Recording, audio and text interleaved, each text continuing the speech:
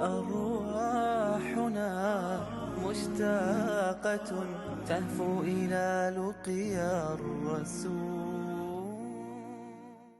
A famous British journalist went on a press investigation to reveal the truth about Muslims, then found out that Islam is the greatest gift from God. When I went into Afghanistan, I was the chief reporter of the Sunday Express, and so I sneaked into the country wearing the all-enveloping blue burqa. I was on a donkey, and the donkey had bolted, and I fell off the donkey, and it had created quite a distraction in this crowded area. And just before I fell off the donkey, I'd leaned forward to try and rein this animal in. It was just running out of control.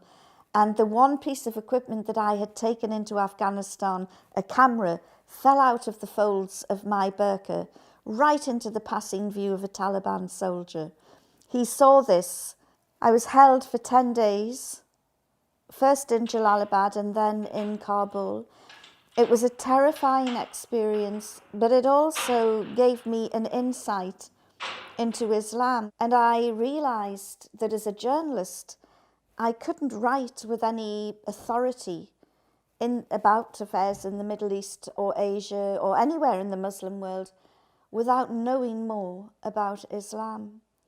And during those 10 days, I didn't think I would get out alive. But during one day, an imam came to visit me, and he invited me to embrace Islam.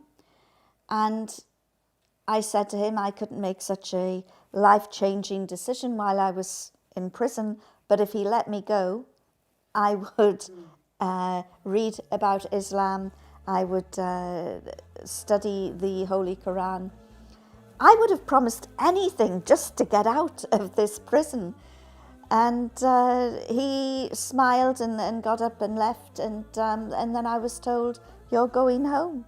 I was in prison in Kabul when I was told, "Tomorrow you will go home, inshallah."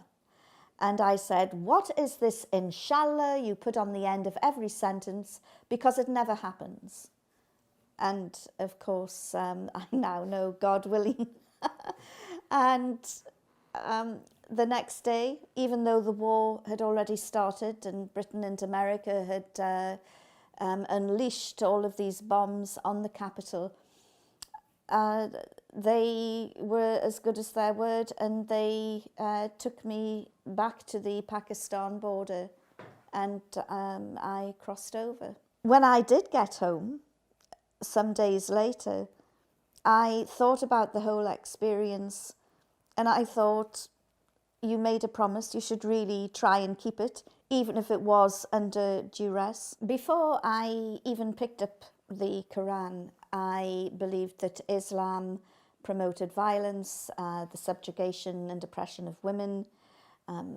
I thought that it was a barbaric, primitive faith. So I started reading the Quran, and I was amazed by what I was reading, because all the great prophets in the Bible were in the Holy Quran.